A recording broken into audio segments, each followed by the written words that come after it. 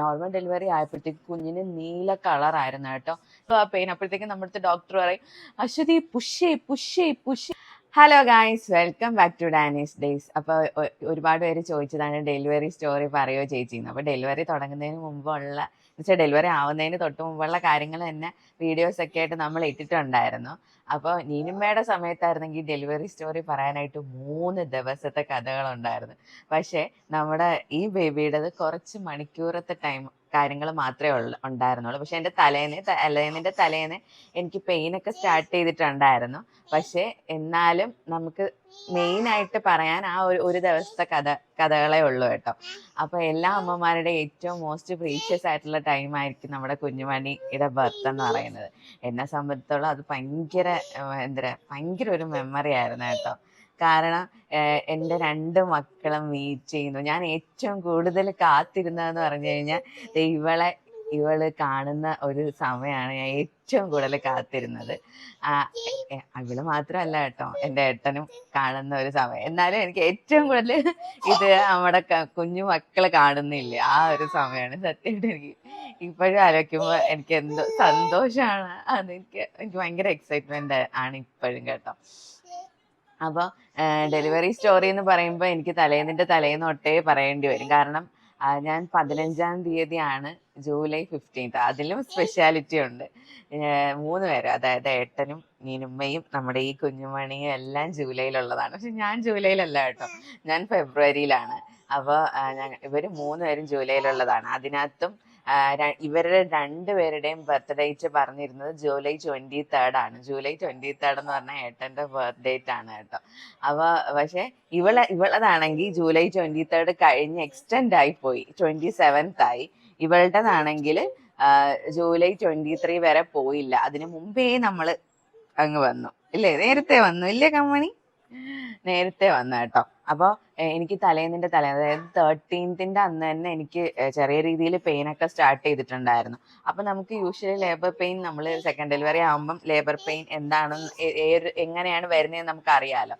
അപ്പം ഞാൻ അങ്ങനെ പെയിൻ വന്നതുകൊണ്ട് തന്നെ ഹോസ്പിറ്റലിൽ പോയി. ഹോസ്പിറ്റലിൽ പോയപ്പോഴത്തേക്കും ഡോക്ടർ എൻ്റെ അടുത്ത് പറഞ്ഞ് തലേ ദിവസം PV ചെയ്തിട്ടുണ്ടായിരുന്നു, അതിന് PV ചെയ്തതിൻ്റെ പെയിൻ ആയിരിക്കും, വീട്ടിൽ പൊക്കോളാൻ പറഞ്ഞ്.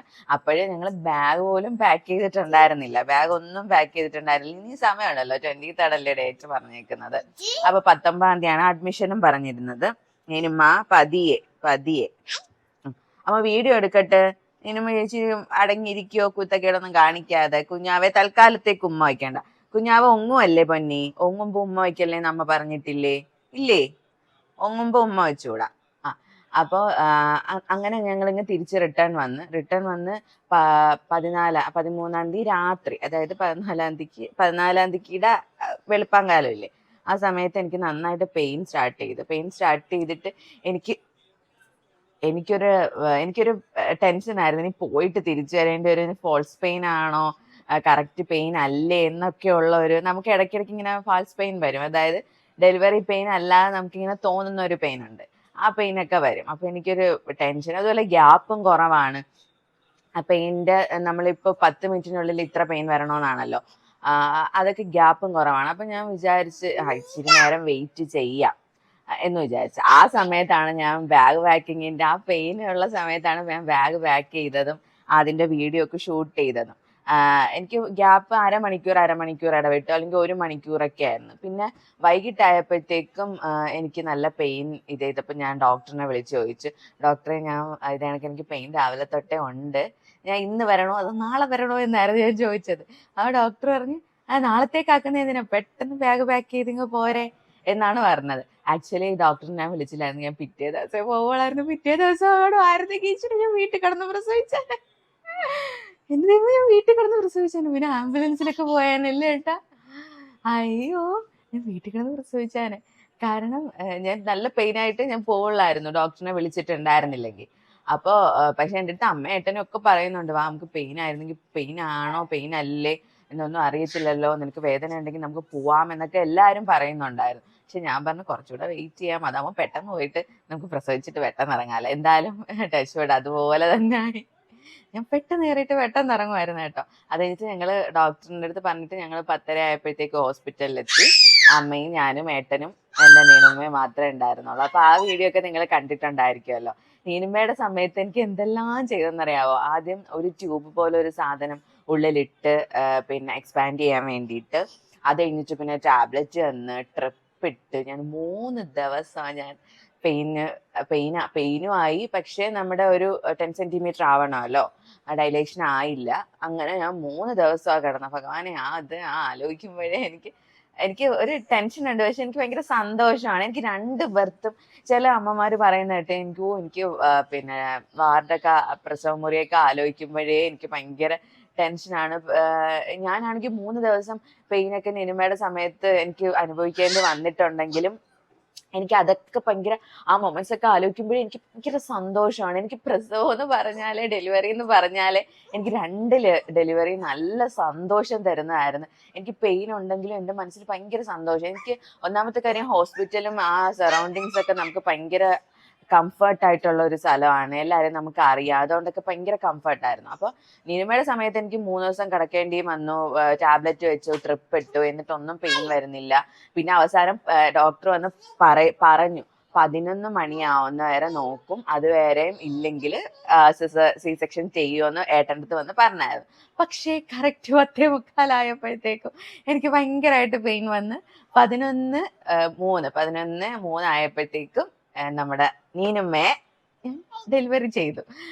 ഇവളുടെ ആണെങ്കിൽ ഞാൻ 10:30 ആയപ്പോഴത്തേക്കും ഹോസ്പിറ്റലിൽ ചെന്നു. അതായത് 14-ാം തീയതി രാത്രി 10:30 ആയപ്പോഴത്തേക്കും ഹോസ്പിറ്റലിൽ ചെന്നു. അവിടെ അഡ്മിറ്റ് ആയി. ഡെലിവറി റൂമിന്റെ ലേബർ റൂമിന്റെ തൊട്ടടുത്തായിരുന്നു നമുക്ക് റൂമൊക്കെ തന്നിട്ടുണ്ടായിരുന്നത്. അപ്പൊ അതിന്റെ ഇടയ്ക്ക് വന്ന് ഞാൻ ഇരുമേനെ ഉറക്കിയിട്ടൊക്കെ പോയി.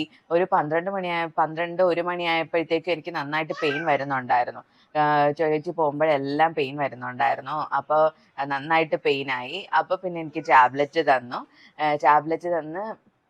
അതിലും വിറ്റാണ് എനിക്ക് എനിമ തന്നു കേട്ടോ. എനിമ എന്താന്ന് ഇപ്പൊ എല്ലാവർക്കും അറിയാമെന്ന് എനിക്കറിയത്തില്ല. നമുക്ക് മോഷൻ, ഈ പ്രസവ സമയത്ത് മോഷനും പിന്നെ യൂറിനും ഒക്കെ പോകാൻ സാധ്യതയുണ്ട്. കാരണം അതിനും വേണ്ടി നമ്മൾ പുഷ് ചെയ്യുകയും അതിനും വേണ്ടി പെയിനാണ് കേട്ടോ നമ്മൾ അനുഭവിക്കുന്നത്. അതൊന്നും പറയാതിരിക്കാൻ പറ്റത്തില്ല. അതിനു വേണ്ടി വേദനയാണ് അനുഭവിക്കുന്നത്. ആ സമയത്ത് മോഷനും യൂറിനും ഒക്കെ പോകാൻ സാധ്യതയുണ്ട്. ഞാൻ ഇപ്പൊ അത് ഭയങ്കര ഈസി ആയിട്ട് പറയുന്നെങ്കിലും ഞാൻ ആ സമയത്ത് എനിക്ക് ഭയങ്കര ടെൻഷനായിരുന്നു. കാരണം എനിക്ക് എനിമ തന്നത് പെയിൻ ഭയങ്കരമായിട്ട് വരുന്നതിന് തൊട്ട് മുമ്പാ. എനിമ തന്നിട്ട് എന്നെ ടോയ്ലറ്റ് വിടത്തില്ല. സിസ്റ്റേഴ്സും ഡോക്ടറും എന്നെ ടോയ്ലറ്റ് വിടത്തില്ല. കാരണം പെയിൻ ഭയങ്കരമായിട്ട് വന്നുകൊണ്ടിരിക്കും. അപ്പൊ ടോയ്ലറ്റിൽ പോകുന്ന സമയത്ത് ഡെലിവറി എങ്ങാണോ ആയാലോ എന്ന് വിചാരിച്ചിട്ട് എന്നെ എനിമ വന്നിട്ട് ടോയ്ലറ്റ് കിട്ടില്ല. ഞാൻ ഡോക്ടറിന് പറഞ്ഞുകൊണ്ടിരിക്കുക, സിസ്റ്ററിന് അയ്യോ ഞാൻ ടോയ്ലറ്റിൽ പോയില്ല, എനിക്ക് മോശം പോവോ. സത്യമായിട്ട് എനിക്ക് അതായിരുന്നു ഭയങ്കര ടെൻഷൻ. എനിക്ക് ആ പെയിനെയും കാട്ടി ടെൻഷൻ ഇതായിരുന്നു. ഈ മോഷൻ എങ്ങാനും പോവോ. എനിക്ക് നമ്മുടെ മറ്റേ സിസ്റ്റർ ഡോക്ടർ ആയിരുന്നു അപ്പോഴും ഉണ്ടായിരുന്നു. കാരണം ദേവകുട്ടി മാം ഇങ്ങ് വന്നില്ലായിരുന്നു. കാരണം ദേവകുട്ടി മാം പോലും വിചാരിച്ചില്ല ഞാൻ ഇത്രയും പെട്ടെന്ന് പ്രസവിക്കുമെന്ന്. എൻ്റെ അടുത്ത് ഇതിനു മുമ്പേ പറയുന്നുണ്ടായിരുന്നു. ദേവകുട്ടി മാം പറയായിരുന്നു, അശ്വതി കഴിഞ്ഞ കണക്കല്ല, ഇപ്പൊ പെട്ടെന്ന് വന്നിട്ട് പെട്ടെന്ന് പ്രസവിച്ചിട്ട് പോകണമെന്ന്. കറക്റ്റ് അതേ കണക്ക് തന്നെ ആയി കേട്ടോ. എനിക്ക് തോന്നുന്ന ഡെലിവറി സ്റ്റോറി ഇത്രയും ഹാപ്പി ആയിട്ട് പറയുന്ന ഒരാൾ ഞാനായിരിക്കും. പക്ഷെ ഞാൻ പറഞ്ഞില്ലേ, മോശം പോകുന്ന എനിക്ക് ഭയങ്കര ടെൻഷനായിരുന്നു. അപ്പൊ സിസ്റ്ററിന്റെ അടുത്ത് ഞാൻ പറഞ്ഞോണ്ടിരിക്കും, സിസ്റ്റർ ഞാൻ ടോയ്ലറ്റിൽ പോയിട്ട് വരാം സിസ്റ്റർ, അയ്യേ മോശമല്ലേ, ഞാൻ ഇങ്ങനെ മോശം പോയി കഴിഞ്ഞാൽ എന്തോ ചെയ്യും എന്നൊക്കെ അതാണ് ഞാൻ പറഞ്ഞുകൊണ്ടിരുന്നത്. എന്തായാലും ഭാഗ്യത്തിന് എന്നെ അവിടുന്ന് ഷിഫ്റ്റ് ചെയ്ത് പിന്നെ നമുക്ക് ഒരു ബെഡിൽ കിടത്തിയിട്ട് പിന്നെ ആ പുഷ് ചെയ്ത് നമ്മുടെ കുഞ്ഞിന്റെ തല കണ്ട് വരുമ്പോഴത്തേക്കുമാണ് നമ്മളെ വേറൊരിടത്തോട്ട് ഷിഫ്റ്റ് ചെയ്യുന്നത്. അത് ഞാൻ നിനുമയുടെ സമയത്ത് ഞാൻ പറഞ്ഞിട്ടുണ്ട് കേട്ടോ. അപ്പൊ ന്യൂ മംസ് ഒക്കെ അതൊന്ന് കേട്ട് വെച്ചോ. നമ്മൾ ഒരിടത്ത് കിടത്തിയിട്ട് ഡെലിവറി നമ്മുടെ പ്രസവം നടക്കുന്നത് തൊട്ടപ്പുറത്ത് വേറൊരു റൂമിലാണ് കേട്ടോ. അപ്പം നമ്മളെ പുഷ് ചെയ്ത് കുഞ്ഞിന്റെ തല ഇങ്ങനെ പുറത്ത് വരാറാവുമ്പോഴത്തേക്കുമാണ് നമ്മൾ അപ്പുറത്തെ ബെഡിലോട്ട് കൊണ്ടുപോയി കിടത്തുന്നത്. അപ്പം എൻ്റെ അടുത്ത് പുഷ് ചെയ്യാൻ പറയും. അപ്പം ഞാൻ ഇങ്ങനെ പുഷ് ചെയ്യുക. പിന്നെ ഞാനൊരു കാര്യം പറയട്ടെ. ഈ എപ്പിഡ്യൂറൽ എന്നല്ലേ അതിന് പറയുന്നത്, നമ്മുടെ പെയിൻ വരാതിരിക്കാൻ വേണ്ടിയിട്ടുള്ള മരുന്ന്. അതൊന്നും ഞാൻ എടുത്തിട്ടില്ല. പക്ഷേ ഞാൻ ആലോചിക്കും, അത് എടുത്തിരുന്നെങ്കിൽ നമുക്ക് എനിക്കൊന്നും വേദന ഉണ്ടാവില്ല, മരവിപ്പ് മാത്രമേ ഉണ്ടാവുള്ളൂ. അങ്ങനെയാണ് ഞാൻ കേട്ടിട്ടുള്ളത്. എൻ്റെ അറിവ് അങ്ങനെ. എൻ്റെ തെറ്റാണെങ്കിൽ നിങ്ങൾ കമന്റ് ചെയ്യണം കേട്ടോ. അപ്പോൾ ഞാൻ ആലോചിക്കും, എപ്പിഡ്യൂറൽ എടുത്തിട്ട് പെയിൻ വരുന്ന വീഡിയോസ് ഒക്കെ ഞാൻ കണ്ടിട്ടുണ്ട്. അപ്പം ഞാൻ ആലോചിക്കും, നമ്മൾ ഇതൊന്നും എടുക്കാതെ എന്തോരം പെയിനാ സഹിക്കുന്നതെന്ന്. അപ്പൊ ഭയങ്കര പെയിൻ ആണ് കേട്ടോ. അപ്പൊ പുഷ് ചെയ്യുന്നത് വരെ ഉള്ളൂ ആ പെയിൻ. അപ്പോഴത്തേക്കും നമ്മുടെ ഡോക്ടർ പറയും അശ്വതി പുഷ് അപ്പോഴത്തേക്കും ഞാൻ ഭയങ്കര നിലവിളിയായിരുന്നു കേട്ടോ.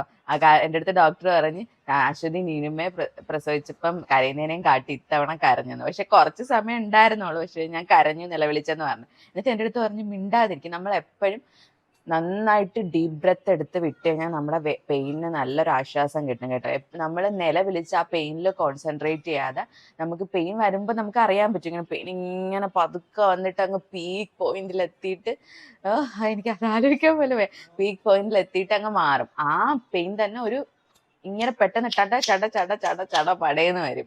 അപ്പൊ എനിക്കാണെങ്കിൽ 2 സെന്റിമീറ്റർ നമുക്ക് ഡയലേഷൻ വരുന്നത് 2 സെന്റിമീറ്റർ പെട്ടെന്ന് 3 സെന്റിമീറ്റർ ആയി, 6 സെന്റിമീറ്റർ ആയി, പെട്ടെന്ന് എനിക്ക് 10 സെന്റിമീറ്റർ ആയി. അതായത് കുഞ്ഞ് പുറത്ത് വരാൻ വേണ്ടിയിട്ടുള്ള ഡയലേഷൻ ആവണം. ആ ഡയലേഷൻ ആവുമ്പോഴുള്ള ഒരു പെയിൻ ഉണ്ടല്ലോ, പിന്നെ അങ്ങ് പുഷ് ചെയ്താൽ മതി. എനിക്ക് പുഷ് ചെയ്യുന്നത് ഭയങ്കര ഒരു പ്രശ്നമായിട്ടൊന്നും തോന്നിയിട്ടില്ല. പുഷ് ചെയ്യുമ്പോൾ നമുക്ക് ആ പെയിൻ നമ്മൾ തള്ളി വിടുകയാണ് ചെയ്യുന്നത്.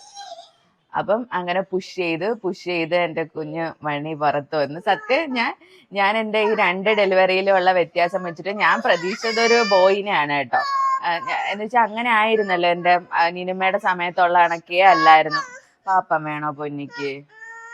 വേണോ ബിസ്ക്കറ്റ്? പാപ്പം മതിയോ? അപ്പം ഇവളെ ജനിച്ച് അത് കഴിഞ്ഞിട്ട് സ്റ്റിച്ച് ഇടുമ്പോഴത്തേക്ക് നമുക്ക് മരവിപ്പിക്കും. എനിക്ക് ഒരു ഇഞ്ചക്ഷൻ എടുത്തിട്ട് എനിക്ക് മരവിച്ചില്ല, അപ്പൊ ഒന്നുകൂടെ എടുത്തു. അപ്പം ഞാൻ പെയിൻ എനിക്ക് തോന്നുന്നു. അപ്പം ഡോക്ടറിന് ചോദിച്ചപ്പോൾ ഡോക്ടർ പറഞ്ഞു കഴിഞ്ഞ തവണ അകത്തൂടെ അല്ല പുറത്തൂടെയാണ് സ്റ്റിച്ച് ഇട്ടത്, അതുകൊണ്ടാണ് അത്രയും വേദനയില്ലാത്ത. ഇത് അകത്തൂടെയാണ് സ്റ്റിച്ച് ഇടുന്നത്, അതുകൊണ്ടാണ് വേദന. പിന്നെ ഞാൻ ഒരു കാര്യം പറയട്ടെ, ഈ ചിലർ പറയുന്ന കേട്ടുണ്ട് നോർമൽ ഡെലിവറിക്കായിട്ട് വെയിറ്റ് ചെയ്തില്ല, പെട്ടെന്ന് അങ്ങ് സി സെക്ഷൻ ആക്കി എന്നൊക്കെ. അപ്പം എനിക്ക് അതിനെക്കുറിച്ച് അവയർനെസ് ഒന്നും ഇല്ല. ഞാൻ റീസെന്റ് ആണ് ഒരു വീഡിയോ കണ്ടത്. ഒരു പുള്ളിക്കാരി കുഞ്ഞിന് അനക്കമില്ലാതെ ഫൈനൽ 9 months കഴിഞ്ഞു. അപ്പം കുഞ്ഞിന് അനക്കമില്ലാതെ പോലെ ഫീൽ ചെയ്തുകൊണ്ട് ഹോസ്പിറ്റലിൽ വന്ന് അപ്പൊ ഡോക്ടറിൻ്റെ അടുത്ത് പറഞ്ഞപ്പോഴത്തേക്കും ഡോക്ടർ അത് വലിയ കാര്യമാക്കിയില്ല. ഡോക്ടർ അത് കുഴപ്പമൊന്നുമില്ല, തനിക്ക് തോന്നുന്നതാണെന്നും പറഞ്ഞ് പുള്ളിക്കാരിയെ തട്ടി അവിടെ അഡ്മിറ്റ് ആയെന്ന് തോന്നുന്നു. അഡ്മിറ്റ് ആയി. അപ്പം പുള്ളിക്കാരി പറയുന്നുണ്ട് കുഞ്ഞിന് അനക്കം എനിക്ക് തോന്നുന്നില്ല എന്നൊക്കെ. പക്ഷെ അപ്പോഴും ഡോക്ടേഴ്സ് ഒന്നും സ്കാൻ ചെയ്ത് നോക്കാനുള്ള എഫേർട്ട് എടുക്കുകയോ അങ്ങനെ ഒന്നും ചെയ്തില്ല. അപ്പോൾ ഡെലിവറിക്കായിട്ട് വെയിറ്റ് ചെയ്യുക. അപ്പം പിറ്റേ ദിവസം വരെ ഡെലിവറിക്കായിട്ട് വെയിറ്റ് ചെയ്ത് കുഞ്ഞിന് നോർമൽ ഡെലിവറി ആയപ്പോഴത്തേക്ക് കുഞ്ഞിന് നീല കളറായിരുന്നു കേട്ടോ. നീല കളർ ആയിരുന്നു. അതിന് കാരണമെന്ന് പറഞ്ഞു കഴിഞ്ഞാൽ നമുക്ക് ആദ്യം വരുന്ന ഇവർക്കൊരു മോഷൻ ഇല്ലേ, പച്ച കളർ മോഷൻ ഉണ്ടല്ലോ, ആ മോഷൻ കുഞ്ഞ് വയറ്റിലിരുന്നപ്പോൾ തന്നെ ആ മോഷൻ പുറത്തായി. ആ കുഞ്ഞത് കഴിച്ചു. അങ്ങനെയാണ് ആ ഒരു സിറ്റുവേഷൻ വരാൻ കാരണമെന്നാണ്. അപ്പം ആ കുഞ്ഞ് ഇപ്പം നടക്കില്ല എന്ന് തോന്നുന്നു. ഞാൻ ഇത്രയും കണ്ടപ്പോഴത്തേക്കും തന്നെ എനിക്ക് അത് പിന്നെ കണ്ടിന്യൂ ചെയ്യാൻ തോന്നിയില്ല. ഞാൻ അപ്പോഴേ അത് സ്റ്റോപ്പ് ചെയ്തു. അപ്പം എപ്പോഴും നമ്മൾ കുഞ്ഞിൻ്റെ അനക്കം ഉണ്ടോ എന്നൊക്കെ എപ്പോഴും ശ്രദ്ധിക്കണം. അപ്പം നമുക്ക് എന്തെങ്കിലും ഒരു പ്രശ്നം തോന്നിക്കഴിഞ്ഞാൽ ഡോക്ടറിൻ്റെ അടുത്ത് പറഞ്ഞ് നമുക്ക് സ്കാൻ ചെയ്യണമെന്നുണ്ടെങ്കിൽ നമ്മൾ അങ്ങോട്ട് പറയുക, സ്കാൻ ചെയ്ത് നോക്കണം ഡോക്ടറെന്ന്. ആ കുഞ്ഞിന് എന്തോ ന്യൂറോ റിലേറ്റഡ് ആയിട്ടുള്ള എന്തോ പ്രശ്നമുണ്ട്. കുഞ്ഞ് സംസാരിക്കത്തൊന്നും ഇല്ലെന്നാണ് എനിക്ക് തോന്നുന്നത്. ആ പുള്ളിക്കാരിക്ക് യൂട്യൂബൊക്കെ ഉണ്ടെന്ന് തോന്നുന്നു. ഞാൻ അങ്ങനെയാണ് വീഡിയോ കണ്ടത്. അപ്പൊ അങ്ങനെയൊക്കെ ശ്രദ്ധിക്കുക. അപ്പം നമ്മൾ ഡോക്ടർമാർക്ക് ഒരുവിധം അങ്ങനെയല്ല, ഡോക്ടർമാർക്ക് അറിയാം ഇതിപ്പോ നോർമൽ ഡെലിവറി ആവത്തില്ല, അപ്പൊ സി സെക്ഷൻ ചെയ്യാന്ന്. അപ്പൊ നമ്മൾ അങ്ങനെയൊന്നും ഒരിക്കലും പറയരുത് കേട്ടോ. അപ്പം ഇതുപോലുള്ള കാര്യങ്ങൾ ശ്രദ്ധിക്കുക. ഫൈനൽ മന്തിലുള്ള അമ്മമാര് എപ്പോഴും കുഞ്ഞിന്റെ അനക്കമൊക്കെ ഉണ്ടോ എന്ന് ശ്രദ്ധിക്കുക. നീനുമ്മയുടെ പോലെ ഒരു ഡീറ്റെയിൽഡ് ആയിട്ടൊരു ഡെലിവറി സ്റ്റോറി ഒന്നും പറയാനില്ല. ഞാൻ പെട്ടെന്ന് എൻ്റെ കുഞ്ഞിന് ഡെലിവറി ആയ ആളാണ്. അപ്പൊ വീഡിയോ ഇത്രയേ ഉള്ളൂ. ഇഷ്ടപ്പെട്ടാൽ ലൈക്ക് ചെയ്യാനും ഷെയർ ചെയ്യാനും സബ്സ്ക്രൈബ് ചെയ്യാനും മറക്കരുത്. അടുത്ത വീഡിയോ കാണുന്നവരെ ബൈ ബൈ.